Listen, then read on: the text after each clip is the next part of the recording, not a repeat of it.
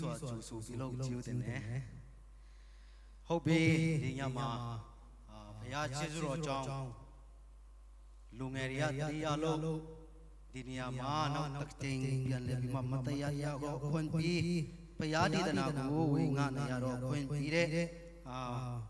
အသက်ရှင်ခွင့်ပြီးတဲ့ဘုရားရဲ့နာမတော်ကိုချီးမွမ်းနေလူငယ်ကဏ္ဍမှာတာဝန်ရှိသူတွေကိုလည်းအထူးကျေးဇူးတင်ကြောင်းပြောခြင်းနဲ့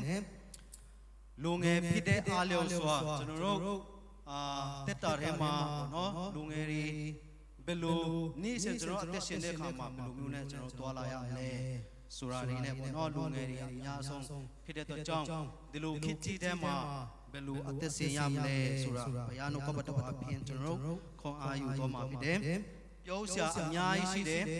အကြိုက်လည်းပြောနိုင်တယ်တူတူလေးလည်းဖြစ်နိုင်တယ်အဲ့တော့တေချာလေး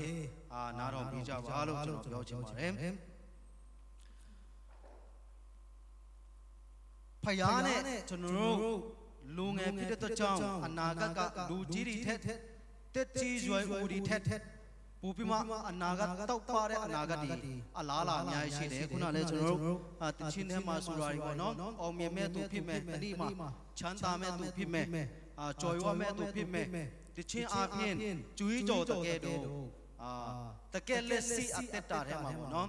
ဘယ်လိုမျိုးဒီဘဝခရီးကိုဘယ်လိုရှောက်ရမလဲဆိုတာကိုဒီညမှာ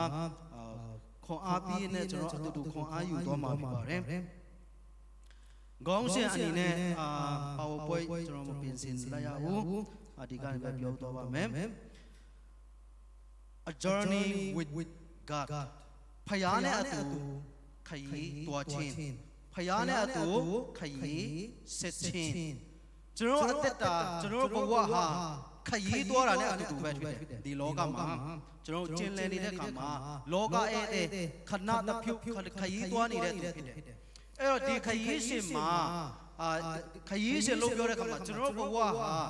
ခရီးနည်းနေတဲ့သူခရီးသွားနေတဲ့သူနဲ့အတူဖြစ်တဲ့အတွက်ကြောင့်အာယုံထဲမှာကိုနားလေသဘောပေါက်ဖို့သွားတာကပထမမှာကျွန်တော်ဘာတွေ့ရမလဲဆိုခရီးသွားရင်ကျွန်တော်ဘယ်လိုသွားတယ်လဲပေါ့နော်ဥပမာဒီကနေချင်းပြည်နယ်ဖက်တက်မဲ့တီးသွားမယ်ဒါမှမဟုတ်ရန်ကုန်သွားမယ်မန္တလေးသွားမယ်ခုခေတ်နဲ့ဆိုရင်တော့ဆက်ပစ္စည်းတွေမော်တော်ကားအဲ့လိုမျိုးဆိုင်ကယ်လီယန်အမျိုးမျိုးနဲ့သွားလို့ရတယ်ဒါမဲ့လေချင်းနဲ့လမ်းလျှောက်ပြီးမှသွားမယ်ဆိုလို့ရှိရင်ကိုယ့်အသက်တာထဲမှာဘာတွေပြင်ဆင်ရမလဲဘယ်လိုသွားရမလဲချင်းနဲ့ခရီးနှင်းမယ်ဆိုရင်တောင်ပေါ်တက်မယ်ဥပမာကာမဲတက်မယ်အဲ့ဒါလည်းခရီးသွားတဲ့ပုံစံပဲရီမပါဘဲနဲ့အဆင်ပြေမလားအဆင်မပြေဘူးမူးတွဲဆိုရင်မူးကာလုံးမယ်နွေရာသီဆိုရင်ထီးဒီပါလုံးမှာလိုအပ်တဲ့အထုပ်ဖို့တွေပေါ့နော်အများကြီးလဲလိုအပ်ခရီးသွားသူတယောက်နဲ့ကိုယ်အသက်တာကိုတွတ်ကြည့်မယ်ဆိုရင်အဲ့တော့ဒီနေ့မှာတခြားဘယ်လိုပြောမလဲဖယားနဲ့ခရီးနည်းနဲ့အသက်တာဖယားနဲ့ကျွန်တော်ဘဝမှာခရီးသွားနေတယ်ဆိုလို့ရှိရင်ဘာတွေလိုအပ်မလဲအဲ့တော့မိခွန်းနှစ်ခုလေးကိုအဲ့အပြင်ပေါ့နော်ကျွန်တော်တို့ခွန်အားယူသွားမှာဖြစ်ပါတယ်အဲ့တော့ဖယားနဲ့အတူခရီးနည်းချင်းခရီးသွားခြင်းမှာ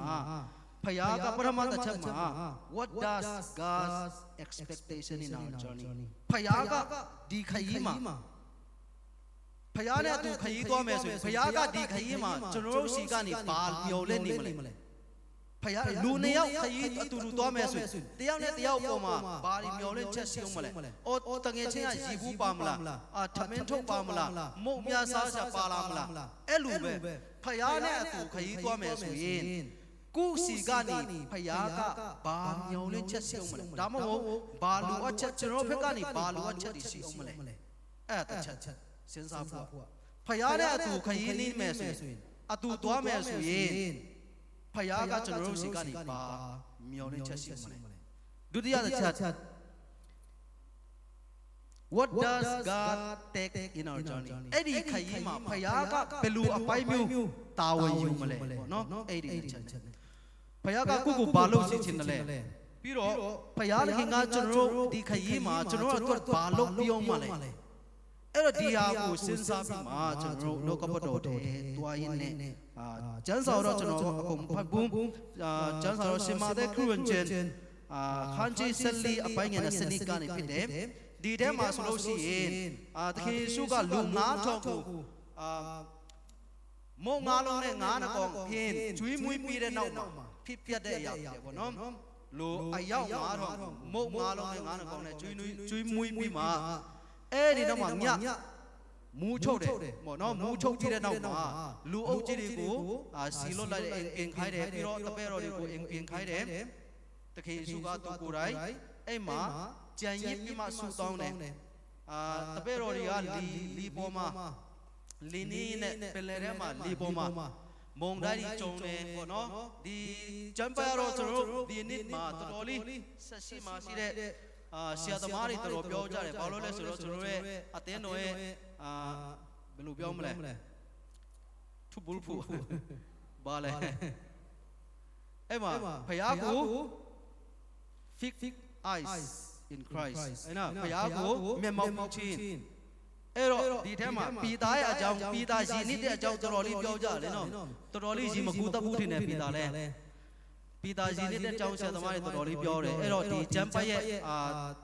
တမိုင်းပုံစံကိုနားလည်တော့မှာဖြစ်တယ်တခင်ယေရှုတွေးလိုက်တဲ့ဘုံတိုင်းထဲမှာပေါ့နော်တခင်ယေရှုကိုတစီလှုပ်ထင်ကြတယ်အဲ့တော့ပီတာကထားပြီးမှကိုရောတာမန်လေးကိုရောထန်တို့တွားရတော့အခွင့်ကိုပြီးပါတွားတယ်ခဏတပြုတ်တွားတယ်ရှင်နေတဲ့တခင်ယေရှုကကဲတယ်ဒီအကြောင်းလေးအဲ့ကြားထဲမှာကျွန်တော်တို့ဒီဘဝခရီးမှာဖရားနဲ့သူရှောက်တဲ့အခါမှာဒီကျမ်းပိုက်လေးတွေကိုလိုအပ်တဲ့နေရာတိုင်းကျွန်တော်ဖတ်တော့ပါမယ်အဲ့တော့ပထမတစ်ချက်မှာကျွန်တော်တို့ဒီခရီးမှာဖရားကကျွန်တော်တို့ဘာကိုယူသွားစေချင်တယ်ဘယ်လိုနဲ့ကျွန်တော်တို့ပြင်ဆင်ရမလဲဘယ်လိုသွားရမလဲအဲ့ဒီမိခေါအောင်မှာပထမတစ်ချက်က a journey with God's purpose ဖရားရဲ့ရည်ရွယ်ချက်နဲ့ခရီးသွားခြင်းဆိုတော့အဲ့ဒါကျွန်တော်တို့အသက်တာထဲမှာအရာကြီးကြီးတယ်ကျွန်တော်ဘဝမှာဖရားရဲ့ရည်ရွယ်ချက်ကပါလဲဖရားရဲ့သူ့ရဲ့ရည်မှန်းချက်ဒီခရီးကိုတွားမယ်ဆိုရင်ဖရားကဘာရည်မှန်းချက်တွေကိုထားပြီးထားတယ်ဘာမျောလင်းချက်နဲ့ဘာရည်ရွယ်ချက်နဲ့တွားရတယ်ပေါ့နော်ဖရားကဘာမျောလင်းတယ်အဲ့တော့ဒီမှာလဲသူတို့ဣသရေလလူမျိုးတွေရဲ့အသက်တာလဲဖရားရဲ့ရည်ရွယ်ချက်နဲ့သူတို့ဘယ်လိုအသက်ရှင်ကြတယ်ဘယ်လိုခရီးဆက်တယ်နိပေါင်း400လုံးတေကန်ဒရာထဲမှာခရီးသွားနေတာဖရားရဲ့ရည်ရွယ်ချက်နဲ့သွားနေရတာသူတို့အနေနဲ့ဆိုသွားချင်မှာတေကန်ဒရာကြီးထဲမှာရည်မရှိစားရှာမရှိ6တွေ့နေတဲ့နေရာမှာဘယ်သူကဒီလောက်နိပေါင်းများစွာကျင်နေချင်မှာလဲသူတို့လူချင်းနေဖြစ်စီမလူချင်းနေဖြစ်စီတွားချင်းနေဖြစ်စီမတွားချင်းနေဖြစ်စီဖရားရဲ့အကျဉ်းစီဖရားရဲ့ရည်ရွယ်ချက်နဲ့တွားရတာဖြစ်တဲ့ကြောင့်နမဲလက်ခဏရည်လည်းအများကြီးကြုံတွေ့ရတယ်ခက်ခဲမှုတွေလည်းအများကြီးကြုံရတယ်အစင်ပြေမှုတွေလည်းအများကြီးကြုံရတယ်ဖရားရဲ့အတူပါစီချင်းအန်အောဖွယ်နမဲလက်ခဏရည်အများကြီးမြင်တွေ့ရတယ်အဲ့တော့ဘဝထဲမှာကျွန်တော်ဘဝခရီးနေနေတဲ့အချိန်မှာဖရားနဲ့အတူပေါ့နော်ဖရားနဲ့အတူကျွန်တော်ခရီးနေနေတဲ့အချိန်မှာအစင်ပြေမှုတွေလည်းရှိမယ်အစင်မပြေမှုတွေလည်းရှိမယ်ခုဘာကြီးရွယ်ချက်နဲ့ဖရားကကျွန်တော်တို့ကိုဒီလိုအသက်ရှင်စီတယ်လေဒီဥပမာအထူးသဖြင့်ကျွန်တော်နိုင်ငံမှာသူများနိုင်ငံနေတူးတဲ့နိုင်ငံမူးပေါ်ထိပေါ့နော် Sky Rock မူးပေါ်ထိရောက်နေတယ်ကိုကပြန်ပြီးမှအနောက်ပြန်ဆင်းနေရတဲ့ဘဝအထက်မှာကျွန်တော်တို့ဘယ်လိုအသက်ရှင်ရမလဲဒီလိုနေရာမျိုးဒီလိုနိုင်ငံမျိုးမှာနေရတာစိတ်ပြတ်နေတဲ့သူတွေအများကြီးရှိဒါမဲ့ဒီဘဝဒီမှာအသက်ရှင်ခြင်းဟာဖရားရဲ့ရည်ရွယ်ချက်တစ်ခုတော့ရှိမှာပဲအဲ့ဒါကိုနားလည်ပြီးမှဒီအသက်ရှင်ခြင်းဘဝခရီးမှာဖရားရဲ့ရည်ရွယ်ချက်နဲ့အသက်ရှင်နေဆိုရင်ကျွန်တော်ချမ်းသာတွေဖြစ်စီဆင်းရဲတွေဖြစ်စီဒီ journey ဒီခရီးLord you start and you stop ကိုရောပဲဆုံးအဲ့လိုနဲ့ကျွန်တော်အသက်ရှင်တတ်ဘူးကျွန်တော်ဘဝကျွန်မရဲ့ဘဝကျွန်တော်ရဲ့ဘဝလူငယ်တွေအများကြီးကိုရောဒီဘဝကို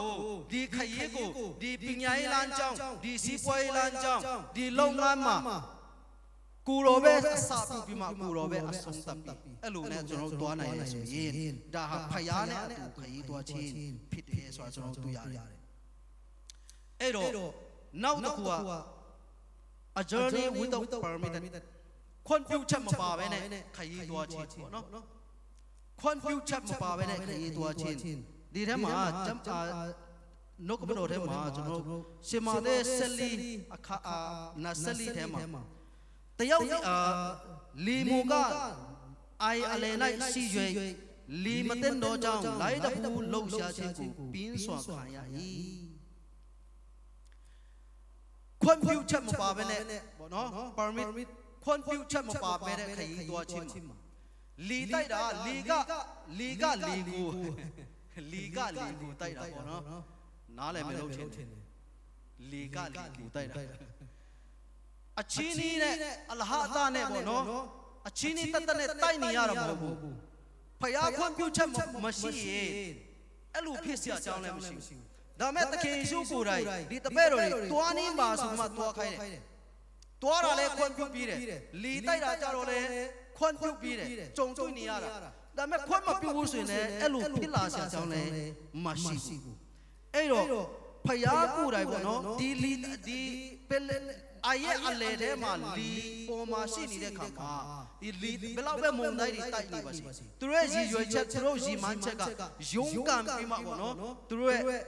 target တခုသူတို့ရည်မှန်းချက်ပန်းတိုက်ကိုရောက်တဲ့အထိကြိုးစားနေရတယ်ဆိုတော့သူရအဲ့တော့ဘဝမှာမလူအပ်ပဲနဲ့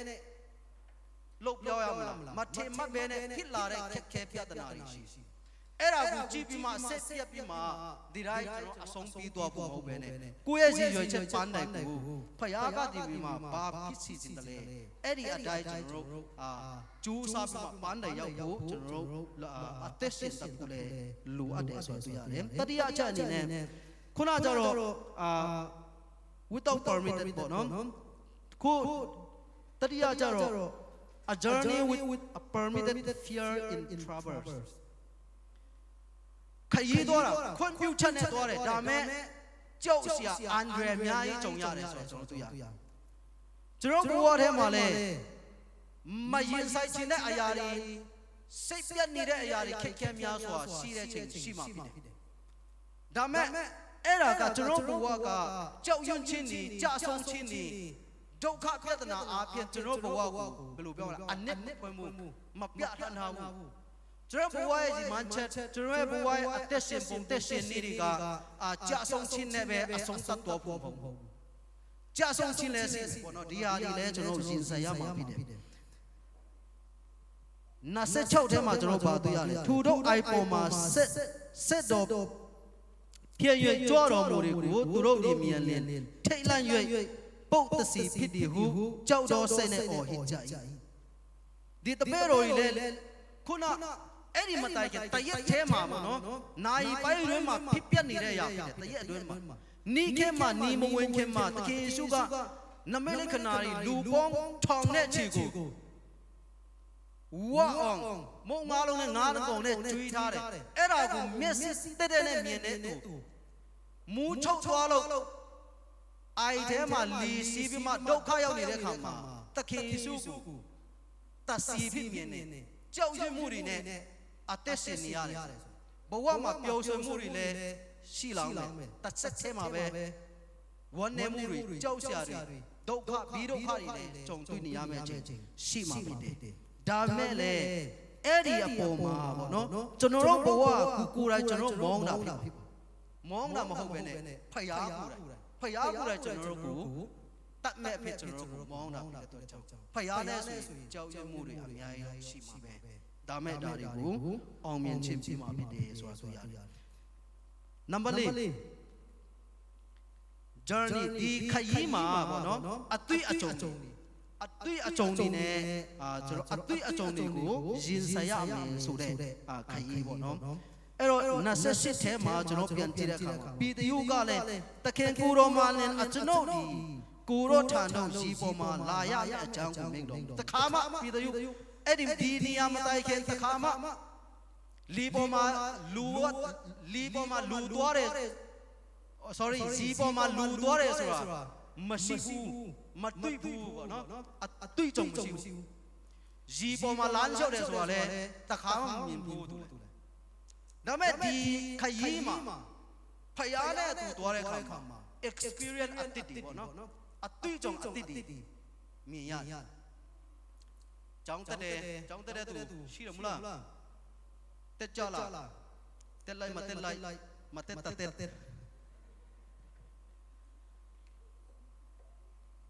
ခိုးစားဖို့နော်မယ်အတန်တက်စားမယ်အတွေ့အကြုံအတစ်တီပြီးတော့ဆရာမအတစ်တီနဲ့တွေ့ရမယ်အလုံးလုံးနဲ့သူဆိုရင်လည်းအလုံးတစ်ခုပြောင်းရင် experience အတစ်တီလောင်းမှာကိုမတွေ့ဘူးတဲ့နမဲလက်ခဏဟာပေါ့နော်လူဖျားပြုတဲ့နမဲလက်ခဏလူချင်းပြုတဲ့နမဲလက်ခဏအများကြီးလားအတွေ့အကြုံအဲ့တော့ဒီနေရာမှာလဲဒီခရီးမှာပေါ့နော် experience အတစ်တီခွန်ပြုချက်ဒီဖျားကပြီးတယ်ရင်ဆိုင်ရတယ်ပြည်သူလေအရင်တော့မှလူကရီပေါ်မှာလမ်းလျှောက်တယ်ဆိုတော့တခါမှကြားဖို့မှမဟုတ်ဘူးဒါမဲ့ဒီနေရာမှာဒီခရီးမှာတကယ်ရှုပ်ပူတိုင်းသူတို့ဖျားဖြစ်တဲ့အတွက်ကြောင့်ဖြစ်နိုင်တယ်နမဲလေးခဏလေးပြုလုပ်နိုင်တဲ့သူပဲဒါမဲ့သူကိုယ်တိုင်ကြုံတာဟာကျွန်တော်ကိုယ်တိုင်လေရီပေါ်မှာလမ်းလျှောက်တတ်တာပါလား experience တစ်တော့ပေါ့နော်တွေ့ကြုံတခုသူကိုယ်တိုင်မီးစမ်းခွင့်ရသူတငယ်ချင်းတွေလည်းမြင်တွေ့ရဒါမဲ့အဲ့ experience တွေကအများအားဖြစ်လာမှာမဟုတ်ဘူးနော်အများအားဖြစ်လာမယ့်အရာမဟုတ်ဘူးအဲ့တော့ဒီနေရာမှာကျွန်တော်ဘာပြောချင်တယ်လဲဆိုတော့ဖယားကကျွန်တော်တို့ကိုဒီခရီးမှာပေါ့နော်ကျွန်တော်တို့ခွန်အားနဲ့မဟုတ်ဘဲနဲ့သူ့ရဲ့ခွန်အားနဲ့တွားဖို့သူ့ကိုအားကိုးပြီးမှသူ့ရဲ့ခွန်အားနဲ့ကျွန်တော်ရဲ့ကြိုးစားမှုကျွန်တော်ရဲ့အစွမ်းအစပေါ်မှာမူတည်တာမဟုတ်ဘဲနဲ့ဖယားရဲ့အစွမ်းအစပေါ်မှာသူ့ကိုအားကိုးပြီးမှတွားမယ်ဆိုရင်ဒီအတွေ့အကြုံအတစ်တွေဘောနော်ခက်ခဲမျိုးတွေကျွန်တော်ရင်ဆိုင်လာရဒါမဲ့ဒါတွေဖယားရဲ့ခွန်အားနဲ့ကျွန်တော်ကြော်လွှားနိုင်မှာဖြစ်တယ်ဆိုတာပြောချင်တာဖြစ်တယ်ပြောတော့တစ်ခု a journey with God permitted to fail ဖယားကိုယ်တိုင်ပေါ့နော်ကျွန်တော်ကိုကြဆုံးခွင့်ပြီးတယ်ဥပမာပြောမယ်ဆိုရင်ဂျော့ရဲ့အသက်တာဖယားကိုယ်တိုင်စုံစမ်းခြင်းကိုခွင့်ပြုလိုက်တယ်ဆာလာချင်းမှာဒါငါရဲ့သားဇော့ဖြစ်တယ်ခွင့်လို့တယ်ခွင့်ပြုတယ်အဲ့တော့ကြဆုံးခြင်းဟာလေဖယားရဲ့ခွင့်ပြုချက်မပါဘဲနဲ့ဘယ်လူကပဲဆွဲချက်လူကမကြနိုင်ဖယားခွင့်ပြုချက်ပါမှဒါဒီခရီးဒီဘဝခရီးမှာဖယားခွင့်ပြုချက်ပါတယ်ဆိုရင်ကြဆုံးခြင်းနေလဲကျွန်တော်ရင်ဆိုင်ရမှာပဲအဲ့တော့ဒီနေရာမှာကျွန်တော်ဒီကြဆုံးခြင်းလို့ပြောတဲ့အခါမှာပေါ့နော်ကြဆုံးခြင်းကကျွန်တော်ခုနပြောတယ်လို့ကြဆုံးခြင်းကကျွန်တော်ရဲ့ဘဝကို failure doesn't define our life ကြဆုံးခြင်းကကျွန်တော်ဘဝကိုအနဲ့အတိပဲမဖွင့်ဘူးကြဆုံးခြင်းကကျွန်တော်ဘဝကိုဘဝရဲ့အဆုံးသတ်မဟုတ်ဘူးပေါ့နော်အဲ့တော့ဒီဟာကိုနားလဲဖယားခွင့်ပြုရင်ကြဆုံးခြင်းတွေလည်းရှိအောင်ပါပဲပြီးရင် a journey with victory အောင်မြင်ခြင်းနဲ့ခရီးသွားခြင်းဆိုတာတွေ့ရတယ်ခက်ခဲမှုတွေရှိမှအောင်မြင်ခြင်းတွေတော့ရှိမှာပဲဒါ31ထဲမှာဆိုရင်ဘာတွေ့ရတယ်လဲဆိုရင်ယေရှုတွေလက်တော်ကိုချက်ချင်းဆန့်၍ပေတရုတ်ကိုကိုင်တော်မူလေယုံကြည်အားနဲ့တော့သူအဘယ်ကြောင့်ယုံမတော်စိတ်ဝင်တည်းဟုမိတော်မူ၏ကြဆုံးခြင်းတဲ့ကနေအောင်မြင်ခြင်းတစ်ခုပေါ့နော်အောင်မြင်ခြင်းဘဝမှာအောင်မြင်ခြင်းတစ်ခုဖြစ်လာတာဖယားကိုယ်တိုင်ကျွန်တော်တို့ကိုစွဲကိုင်မယ်ဆိုရင်ကြဆုံးခြင်းတဲ့ကနေကျွန်တော်ကြဆုံးခြင်းကျွန်တော်ဆုံးခြင်းထဲကနေဖယားကိုယ်တိုင်ကျွန်တော်တို့ရဲ့လက်ကိုကိုင်တယ်ဆိုရင်ဘာလို့ပြန်မတက်လာရမလဲဘာလို့ပြန်မထားနိုင်ရမလဲအဲ့တော့ဆာလာကျမ်းထဲမှာပြောလဲဖြောင်းမတော်သူတွေခေါ်နာကျင်းလဲတော်လဲကူးကျင်ပြန်ထားမယ်ဟုတ်လားဘယ်နှကျင်ပြန်ထားမလဲဖြောင်းမတော်သူတွေမဖတ်ဘူးလားအင်းစာစီတဲ့နေရာရှာထားဖြောင်းမတော်သူတွေခေါ်နာကျင်းလဲတော်လဲပြန်ထားမယ်ဘာကြောင့်လဲဖယားလက်ကိုဆွဲကြတယ်ဆိုရင်အကျဉ်းပြန်အဲ့လိုပြောလို့အကျဉ်းလဲပါလို့ပြောတာမဟုတ်ဟုတ်နော်ခဏလဲပါကြိုက်ထားလိုက်ကြိုက်ရင်းနဲ့လဲအဲ့လိုပြောတာ ဖယားနဲ့အတူသွားတဲ့တော့ကြောင့်လဲချင်းစီမှာပဲဖယားဖွင့်ပြုတယ်ဒါမဲ့ဖယားဖွင့်မပြုဘူးဆိုရင်အဲ့ဒီပြုလဲချင်းလဲစီမှာပေါ့ a journey with permission to worship ဖယားကိုဒီဘဝခရီးမှာဖယားကိုချီးမွမ်းခြင်းဖယားကိုဘယ်လိုပြောမလဲဖယားကိုချီးမွမ်း giving glory to God ဖယားကိုဘုံကြီးပါတော့ချင်းချီးမွမ်းခြင်းကကျွန်တော်ချီးမွမ်းခြင်းလို့ပြောတဲ့အခါမှာကျွန်တော်ဒီကူးကွယ်ပိုင်းမှာပဲကျွန်တော်စိတ်ထဲဝင်နေနော်ပါတော့ဆိုတာလာမဆောင်တယ်လေအဲ့လိုမျိုးဘဝဒီလိုမျိုးအခက်အခဲမျိုးကြုံနေရတဲ့အခါမှာနောက်ဆုံးမှာဖယားကိုချီးမွမ်းတတ်တဲ့အတ္တလည်းရှိလာပါမယ်33ထဲမှာလီသားတို့ဒီချင်းကပ်ရွက်စင်စစ်ကူတော်ဒီဖယားသခင်ဤသားတော်မာနီကိုဦးငုတ်ပြုတ်ရွတ်ရှောက်ကြ၏ဖယားကူတော်ဒီဖယားရဲ့သားတော်မာနေဆိုမှဖယားကိုချီးမွမ်းတယ်ဖယားကိုကူကွယ်တယ်ဆိုတာကျွန်တော်တွေ့ရပြီအဲ့တော့ဖယားနဲ့တွားရင်ဖယားကကျွန်တော်တို့ဘာဒီကိုရင်ဆိုင်စီစဉ်တယ်လဲဘယ်လိုအခက်အခဲမျိုးတွေရင်ဆိုင်စီစဉ်တယ်လဲဆိုတာဒါမျိုးကျွန်တော်တွေ့ရဒါဆိုရင်ဒုခုနဒုတိယမိခွန်ပေါ်တော့ကြည့်မယ်ဆိုဒါဆိုရင်ဖယားကအဲ့ဒီခရီးမှာဘာတာဝန်ယူလဲဘယ်အပိုင်း what part နော်ဘယ်အပိုင်းကိုသူကတာဝန်ယူတယ်ဖယားကအမေရန်ကျွန်တော်ဖယားနဲ့သူ journey with God ဖယားနဲ့သူကျွန်တော်ဘဝခရီးနင်းတယ်ဆိုရင်အမေရန်ဖယားကအခက်ခဲဆုံးကျန်းစာနဲ့ဖက် hard part အခက်ခဲဆုံးဘက်ကိုတာဝန်ယူတာဖြစ်တယ်smooth part ayong iyay mo kagaya no pero mo da ngzang pang mo aha salam pa sin abay la mong biya dame eri chomui de phet ong ma chano ayan khet khe da lo khan sa ya ero di the ma era ko pyan chin ma so phaya ka chano ko khet khe de apai ko tawan yu pi de chano ro ko chomui de apai ko be tawan yu khai da phit de belo myo leဖယားကဘယ်လိုခက်ခဲတဲ့အပိုင်းကိုတာဝန်ယူတယ်လဲဒီလိုခရီးသွားတော့မယ်ဆိုရင်ပထမဆုံးဒီခရီးမှာချောမွေ့နဲ့သွားရဖို့ဆိုရင်သခင်ယေရှုကအရင်ဆုံးပါလို့လဲဒီလူအုပ်ကြီးတွေကိုစီလွတ်လိုက်တယ်အဝေးကိုသွားခိုင်းတယ်ပေါ့နော်လူအုပ်ကြီးတွေနဲ့ပက်လက်တဲ့ဟိုစီးသွားလို့မရဘူးအဲ့တော့သူတို့ချင်းနေပဲဒီတပည့်တော်တွေနဲ့ပဲသွားလို့ရအောင်လူအုပ်ကြီးတွေကိုပေါ့နော်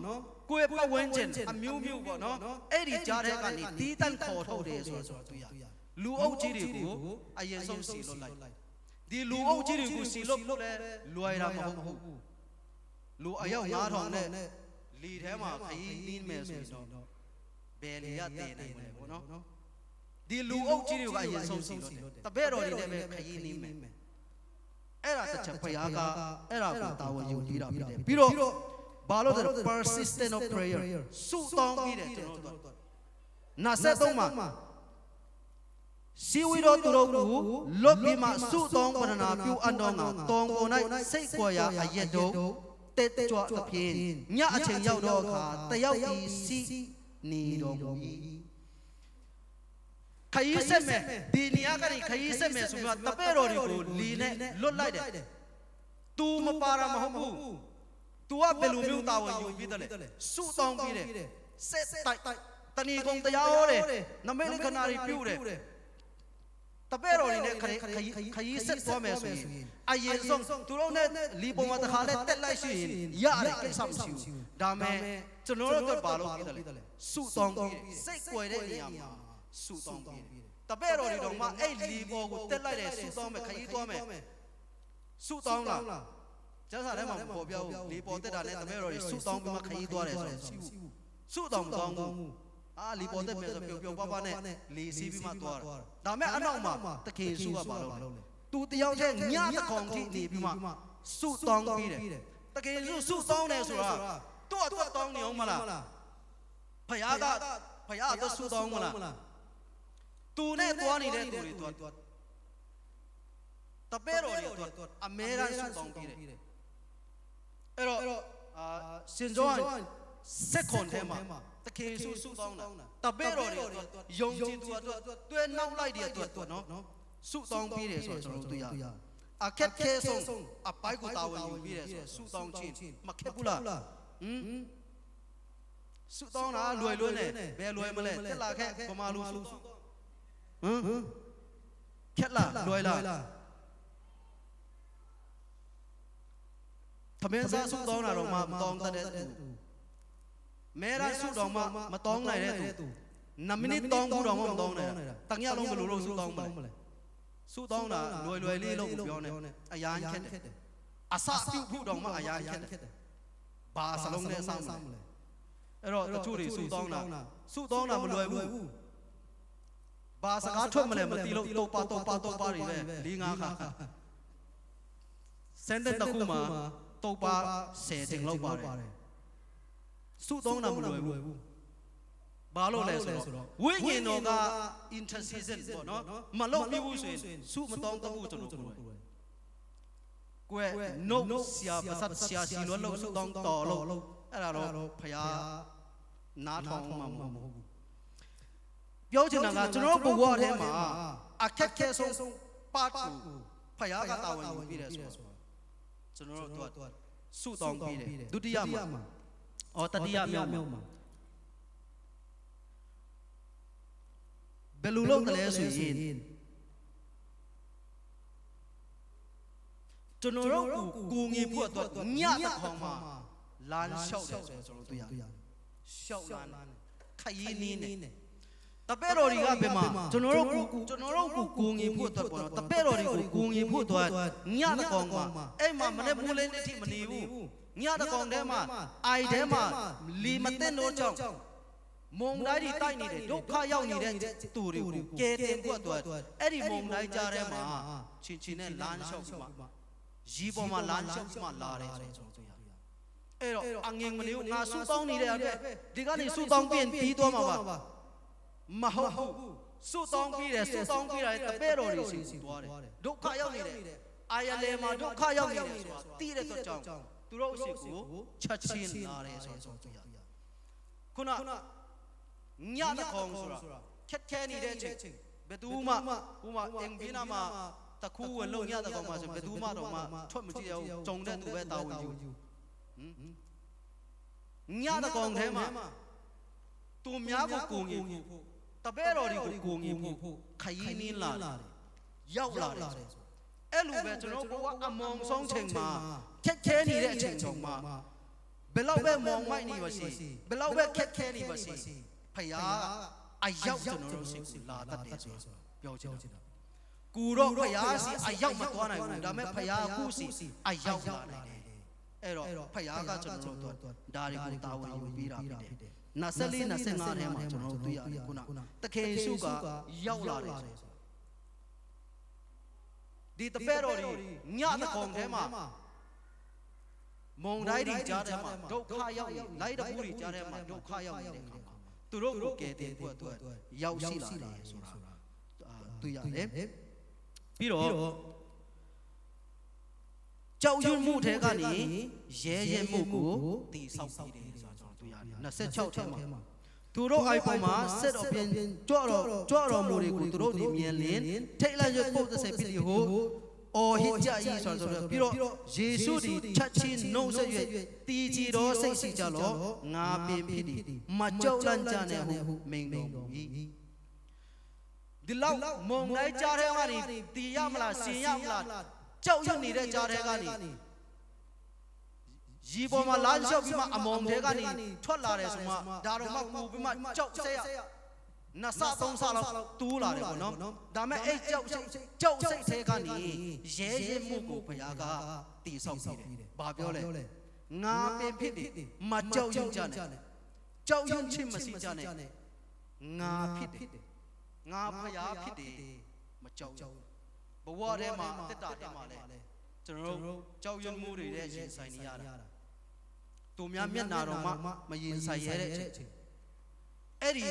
ကြောက်ရွံ့မှုတွေရှက်ကြောက်မှုတွေနဲ့ပြီးနေတဲ့အချိန်မှာတော့မှ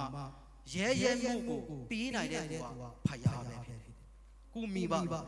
ကုတငယ်ချင်းရဲမှုကိုဖယားကပဲကျွန်တော်တို့ပြီးနိုင်တာဖြစ်တယ် အဲ့တော့ကြောက်ရွံ့မှုတွေကြားထဲကနေရဲရဲမှုကို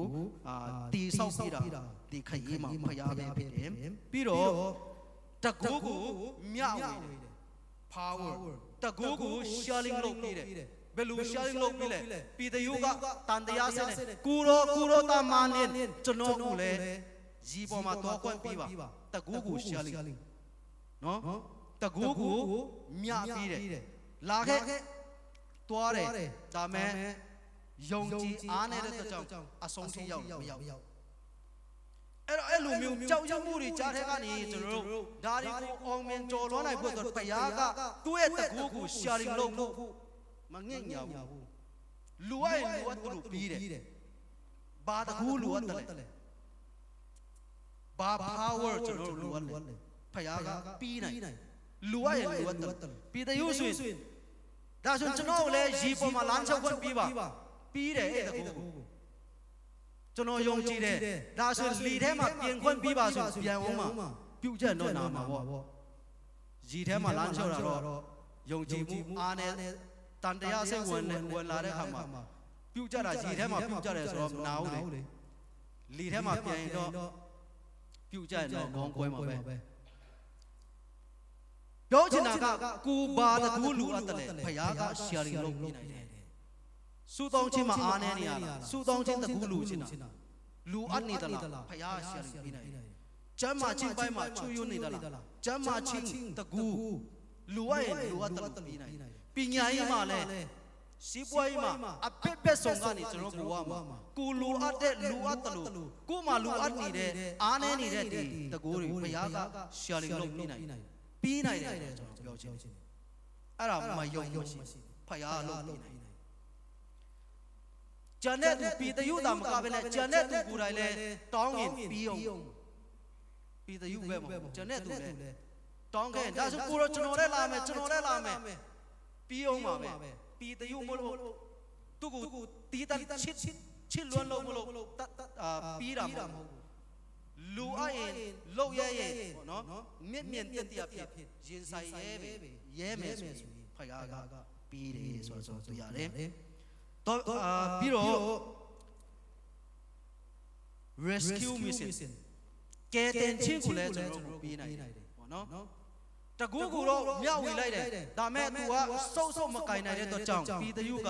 ရီထဲမှာနေသွားတယ်ငါတကူပြီးထားတယ်ဘာလို့ဒါကိုကောင်းမတင်းမထင်းနိုင်တာဘာလို့အတုံးမပြုတ်တတ်တာလဲမပြောဘူးကြသွားတဲ့ခါမှာ rescue ကဲတင်ချင်းပေါ့နော်ကဲတင်ပြီးတယ်ဘဝမှာလည်းကျွန်တော်တို့ခုနပြောတယ်ကြာဆုံးမှုတွေရင်ဆိုင်ရမှာပဲဒီကြောင့်ဘုရားအခွင့်ပြုတယ်ကြာဆုံးမှုတွေရင်ဆိုင်ရမှာဒါမဲ့ကဲတင်ဖို့သူဝင်မလဲဘူးတခင်ယေရှုကချက်ချင်းပဲကဲတင်ပြီးလိုက်ကြာဆုံးနေရမှာပဲfailure အမျိုးမျိုးတွေကျွန်တော်ရင်ဆိုင်ရမှာ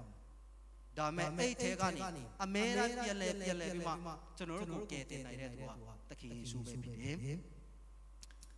နောက်ဆုံးအနေနဲ့လီရီကိုငင်သက်စီတယ်ဆိုတာရိုက်ခတ်နေတဲ့လီရီကိုငင်သက်ခွင့်ပြီးတယ်ငင်သက်ချင်းအရှင်ဖြစ်တဲ့အတွက်ကြောင့်ဒီလိုက်တဲ့ဘူးကြီးကြားထဲမှာသူတို့ရှိတဲ့လေတော်မှတွားလို့မရအောင်စီတူးလို့မရအောင်ဖြစ်နေတဲ့ကြားထဲကနေလေတွေကိုငင်သက်ခွင့်ပြီးတဲ့ဘုရားဖြစ်